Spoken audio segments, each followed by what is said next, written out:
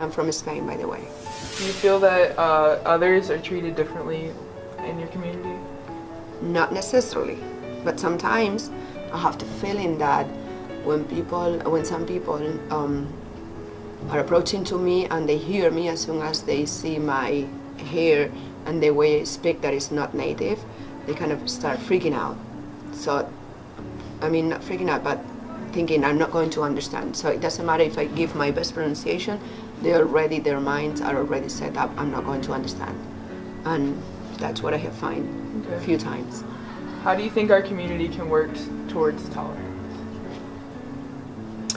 Well, that's by having passion in wanting to learn from other cultures, having the desire to travel to other places in the world, and be curious to learn from other people. And one beautiful thing that I see in this community, which I feel very proud of living here, is to see so many different cultures and being surrounded by so much diversity. I have learned so much from many different cultures of the world here in Kentucky that probably I would not have been able to learn if I would have been in my little town in Spain. So I'm very privileged that my kids go to school with so many people from different countries and nationalities, and we approach to be friends with them to learn from that culture. So going back to the question, so maybe if everybody would feel, or if the people would feel like they want to learn from other cultures in the community, travel to other places, and be approachable in that sense.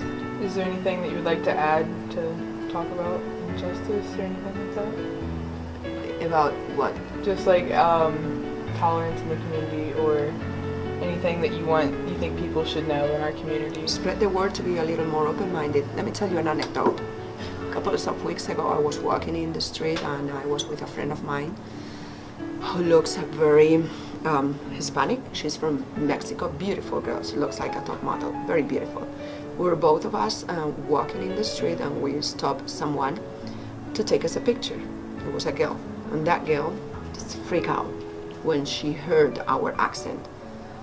Without hearing us, we said, "Excuse me," and she said, "I don't speak Spanish. I don't speak Spanish. I don't speak Spanish." I said, "We just want a picture." "I'm sorry, I don't speak Spanish," and she just ran away. It's just a very isolated event, but it has happened. So things like that, I can tell you some anecdote. And we weren't even speaking Spanish; we were speaking in English. So it was interesting. Thank you so much. Thank you. Do you think you have faced any prejudices? Not me personally, but I have noticed it a lot around when I'm just like walking outside or something, or even in the school, to be honest, because I just see people walking down the halls and saying stuff to other people, and I just don't like it. Why do you think people are treated differently? I think people are personally treated differently because they want to feel better about themselves, and kind of treating others bad makes them feel better and kind of accepted into their own society in a way. How do you think our community can work towards tolerance? I think the number one thing that we need to do is stop addressing people by how they look or how they feel, because when we do that, we're doing the exact opposite of what we're trying to accomplish. By labeling somebody by their race, you're kind of like creating a sense of not belonging to them, and I just think that is one of the worst things that we can do. Do you think that reverse racism is real? I do. I believe that all racism is kind of like in every ethnic to other people. Again, saying that it's kind of like what people do to feel accepted. But at the same time, I do believe that us as a white community kind of do it more often than others, or you hear about it more. But I do believe that.